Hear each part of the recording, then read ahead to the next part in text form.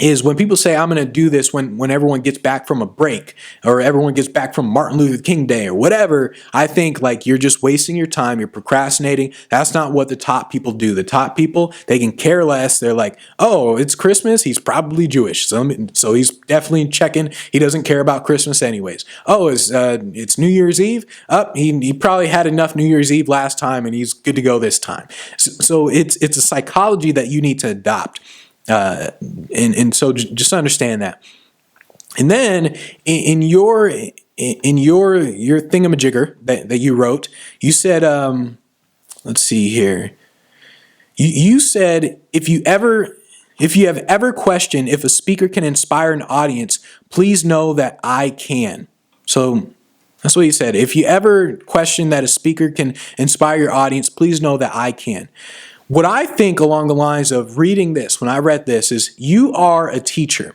You need to talk like one of them. You are talking like someone like me sent an email to these teachers, where someone like me who doesn't understand the lingo, who doesn't understand the talk, where I wrote this. But you as a teacher, you understand how you guys talk in your staff area. You understand how you guys talk when the kids aren't around. That's how you need to talk when you are writing to them. It needs to be very clear that you are one of them. You should be saying things like, hey, like you and I both know that it's hard to keep the attention of students and inspire them without them thinking that they're watching some corny speaker. And then you say like, everyone wants teachers to do more than teach. We're practically the kids' secondary parents. I don't know if you guys actually say that stuff or not, but that's what I imagine you guys say. Like if I'm in the cafeteria or if I'm hanging out with other teachers, I'm assuming teachers are talking about like, man, everyone thinks that we need to do more than what we're doing nowadays. We're like their freaking parents nowadays. And so I would write stuff like that inside the pitch when you're talking to the principal, whoever. I would write that. That way they understand that, hey, you truly understand the audience. And so if you just write something generic as, if you have ever questioned if a speaker can inspire your audience, please know that I can. One, I think, how do I know you can? Do you have any video footage? But two, it's just something so generic that it doesn't really say anything. Whereas if you say like, hey, you and I both know that these kids, they're brutal when it comes to speakers and they think speakers are corny. But watch what I can do. And so there's a difference. There's a slight difference in that.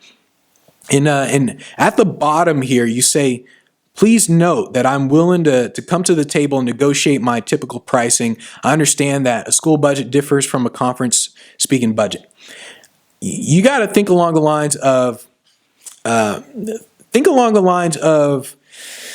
no top speaker would say that. You don't want to negotiate against yourself. So never negotiate against yourself by offering to reduce a price before they even ask.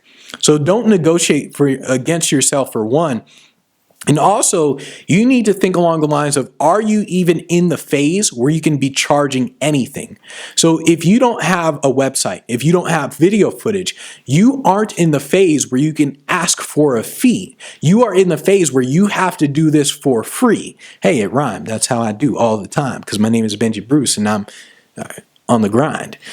So you might be in the phase of where you can't ask for a fee right now. So you tell them like, hey, I will come and I will do this for free because I truly believe that the kids need this right now. And so just do it for free, get the video footage, and later on you can charge. Right now, you need a new website, or you need a website. You didn't send me your website, so I'm assuming you don't have a website, but you do need a website. And once again, if you don't have a great website, or you don't even have a website at all, you join the Speak Pro Academy. The website is there for you. The photos are there for you. Everything is there for you. Just understand that when it comes to you contacting them, when you are contacting them, you need to understand the sequence of how you contact them. And then you also need to think along the lines of, it is not their job to follow up with you. It is your job to follow up with them. 99.9% of the time, people aren't going to respond to you and they're not going to follow up with you. You have to think along the lines of, you are responding to them and you are following up with them all the freaking time, even if they ignore you. And that's how I would change a few things with your business.